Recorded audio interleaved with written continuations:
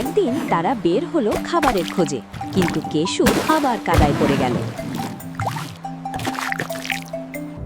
Revo এমন চালাকি করল যে কৃষক নিজেই খাবারের ঝুড়ি ফেলে পালিয়ে গেল। হঠাৎ জঙ্গলে এলো এক ভয়ঙ্কর বুড়ো সিংহ। সবাই ভয়ে পালাতে লাগলো। রেবু সিংহকে কুয়ার পানিতে নিজের ছায়া দেখিয়ে বোকা বানিয়ে দিল। কেশুও চালাকি করতে গেল, কিন্তু সোজা নদীতে পড়ে গেল।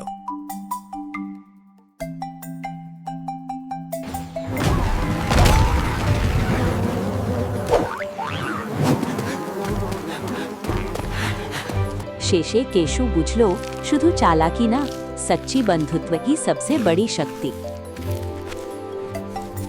ভিডিওটা যদি তোমার ভালো লেগে থাকে তাহলে এক্ষুনি একটা লাইক করে দাও। আর তুমি যদি এমন গল্প আরও দেখতে চাও তাহলে চ্যানেলটা সাবস্ক্রাইব করে ফেলো আর বেল আইকনটা অন করতে ভুলবে না, কারণ আমরা প্রতিদিন নিয়ে আসি নতুন নতুন মজার গল্প।